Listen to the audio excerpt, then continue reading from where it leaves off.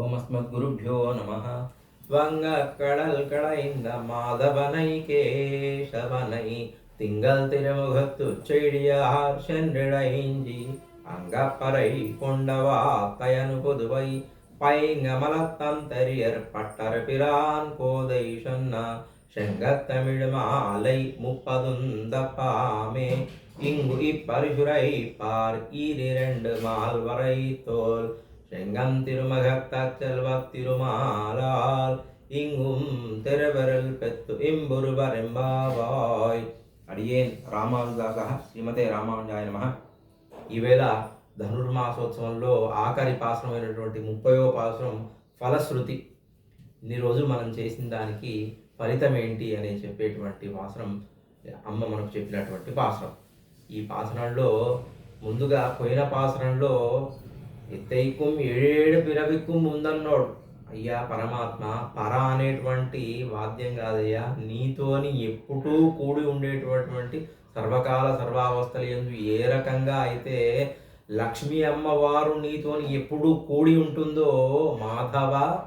ఈ పాత్రంలో ముందు మాధవ అంటున్నారు. మా అంటే అమ్మవారు, లక్ష్మీ అమ్మవారు. దవ అంటే పతి, అమ్మవారిని పతిగా కలిగినటువంటి వాడు, అమ్మవారిని ఎప్పుడూ ధరించేటువంటి వాడు.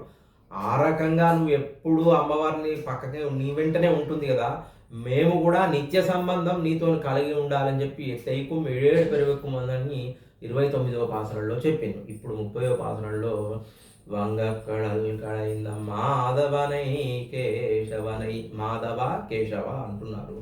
అయితే వంగక్కడల్ అంటే పాల సముద్రం, కడలి అంటే పాల సముద్రం. ఈ పాల సముద్రాన్ని ఓడలు కలిగినట్టు, వంగ అంటే ఓడలు కలిగినటువంటి పాల సముద్రాన్ని మదించిండు. ఎందుకు మదించిండంటే ఆయనకు మదించాల్సిన అవసరం ఏమిటంటే, ఇప్పుడు 29వ పాసనంలో వాళ్ళు స్వామిని ఆశ్రయిస్తే స్వామి చెప్తున్నాడు, వారంతట వారు పరమాత్మను ఆశ్రయించారు అనుకుంటున్నారు, కానీ పరమాత్మనే ఏ రకంగానైతే క్షీరసాగరాన్ని మదించి లక్ష్మీ అమ్మవారిని పొందాడు కదా, అందుకనే మాధవ అన్నారు.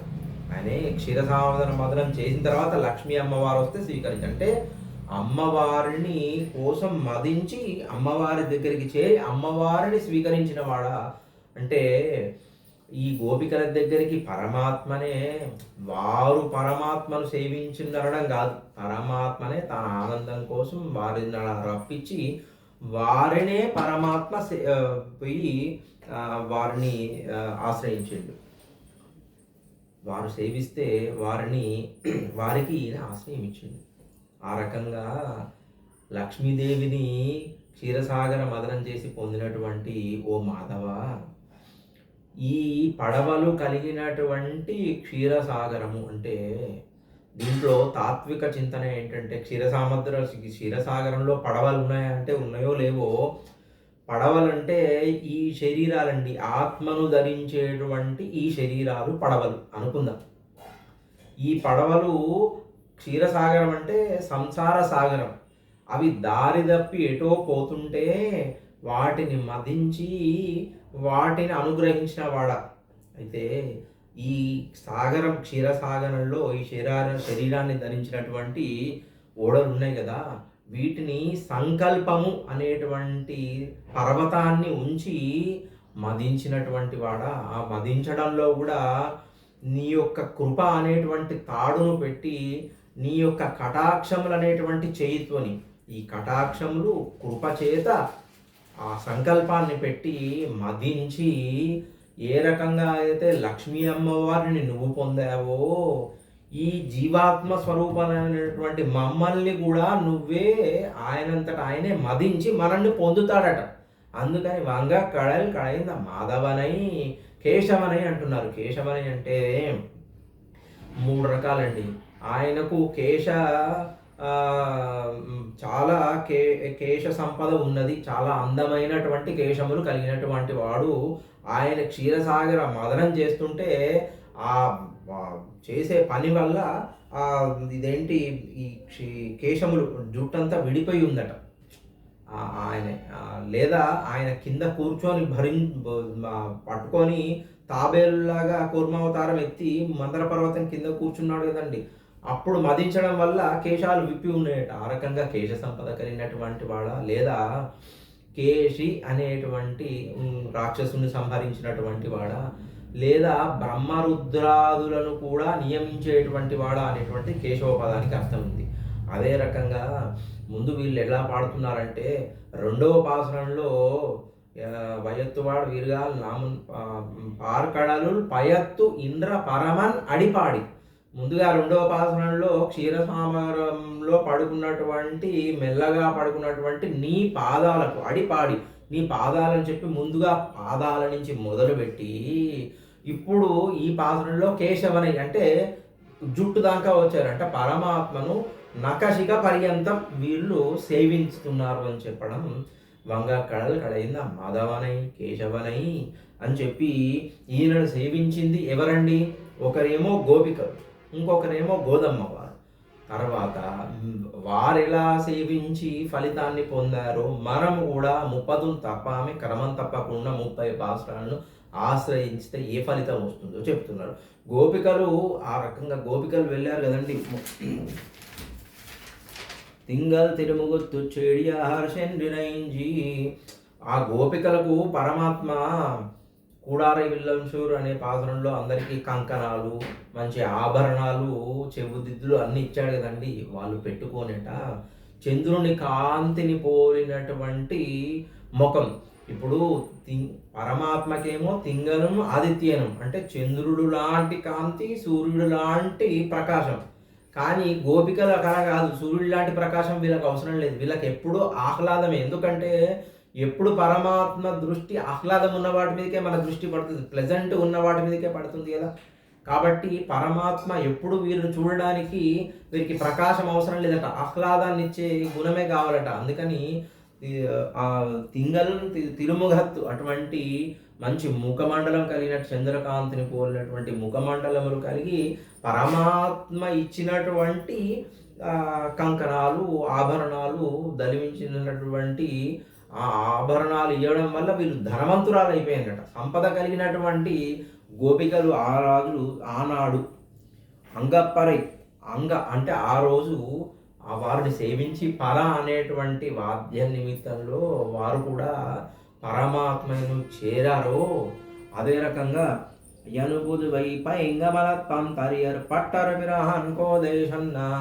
ఎప్పుడు తామర పూల మాలను తన కంఠమాలలో ధరించినటువంటి పెరియాల్వారి గారి యొక్క పిరాటి అమ్మవారు కోదై, ఆ పుత్రిక అయినటువంటి గోదమ్మ వారిని కోదై సొన్న పట్టర్పిరాన్. ఆమె పట్టర్పిరాన్ ఎవరంటే శ్రీ విల్లిపుత్తూరులో చేసినటువంటి పెరియాల్వారు గారి యొక్క ఆ కూతురా.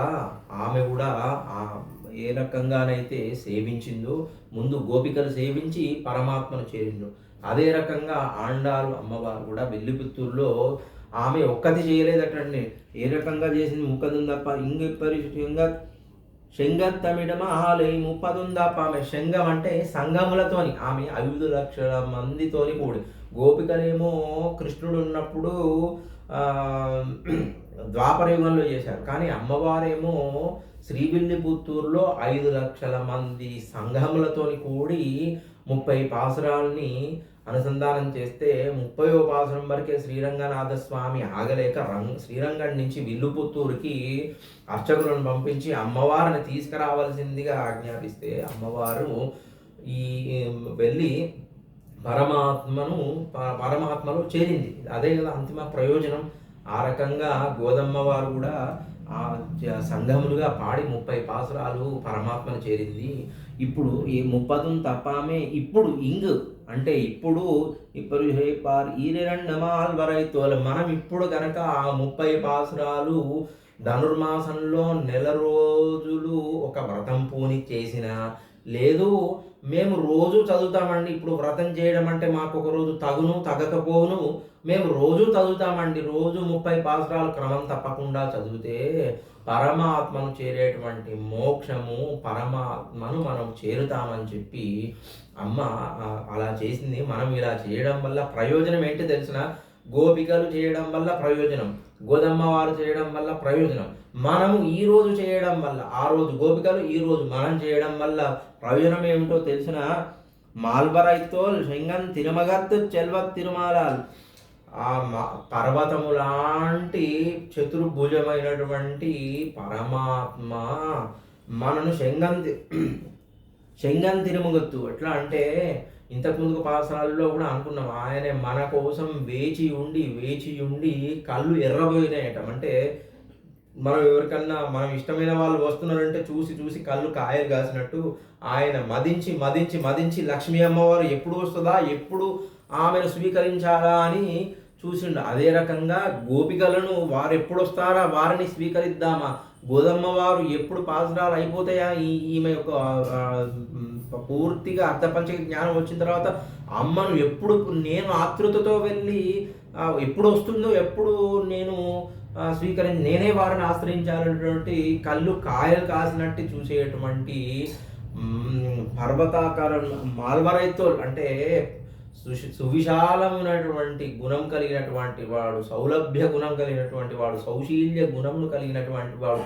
బలము, శక్తి, వీర్యము, పరాక్రమము కలిగినటువంటి పరమాత్మ మనన్ను ఆయనతోని చేర్చుకొని ఆయన ఆనందిస్తాడు. ఈ యొక్క ఫలశ్రుతి ఏంటంటే పరమాత్మ ఆతృతతోని మనన్ను ఆయనతోని చేర్చుకొని ఆయన ఆనందిస్తాడు. తద్వారా మనకు ఆనందమే, కానీ ప్రయోజనం ఆయన ఆనందం పొందడము అని చెప్పి మనము ప్రాప్యస్తే బ్రహ్మణ రూపం. మనం పరమాత్మను అర్ధపంచక జ్ఞానంలో మన యొక్క ఉపేయము అంటే ఫలితము, పరమాత్మను చేరుట అనేటువంటి ఫలితాన్ని చేరినము అని చెప్పి.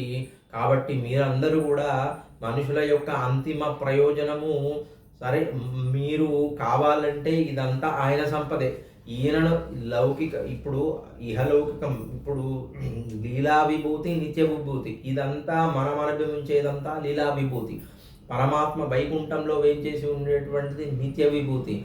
మీరు సరే ఈ లీలా విభూతులు అనుభవించుకుంటూ, జన్మలెత్తుకుంటూ, ఈయనను అనుభవించుకుంటూ ఇక్కడే ఉంటారా? అదొక ప్రయోజనం. అది అంతిమ ప్రయోజనం కాదు. కానీ ఎప్పటికైనా మీరు చేయాల్సింది నిత్య విభూతి పరమాత్మను చేరాలంటే మీరు ఉపాయము చేత పరమాత్మను పొందితే ఫలితము పరమాత్మ మిమ్మల్ని స్వీకరించి తాను ఆనందిస్తాడు. ఈ యొక్క వ్రతం యొక్క ఫలితము. కాబట్టి అందరూ క్రమం తప్పకుండా ఈ తిరుప్పావైలో చెప్పింది వేదముల యొక్క అర్థాన్ని మొత్తం చెప్పేది వేదాంతం, ఉపనిషత్తులు. ఈ వేదములు, వేదాంతములు అన్నీ కలిపి మనకు అర్థమయ్యే భాషలో అమ్మ 30 రోజులలో మనకు తిరుప్పావై ఒక మాల పదుందప్పామి శంగత్తమిడు మాలై అటువంటి మాల 30 శ్లోకాలతో కూడినటువంటి మాల మనకు అనుగ్రహించింది. ఆ మాలను పట్టుకొని మనము ఈ పూర్తిగా వేదాంతములు మన ఉపనిషత్తు సారములైనటువంటి తిరుప్పావైని మనం రోజు తిరువారాధనలో మనం రోజు అనుసంధానం చేసి మనిషి యొక్క అంతిమ ప్రయోజనమైనటువంటి పరమాత్మను చేరుదుముగాక అని చెప్పి ఫలశ్రుతిని ఈ పాసనంతో అమ్మ చెప్పింది. కర్కటే పూర్వ ఫల్గుణ్యాం తులసి కారణోద్భమాం పాండ్య విశ్వంబరాం గోదాం వందే శ్రీరంగనాయకి ఆండాల్ అఖిల భాగవత ఆచార్య దివ్య త్రిపురగణీయ శరణం. జై శ్రీమన్నారాయణ. శ్రీమతే రామానుజాయ.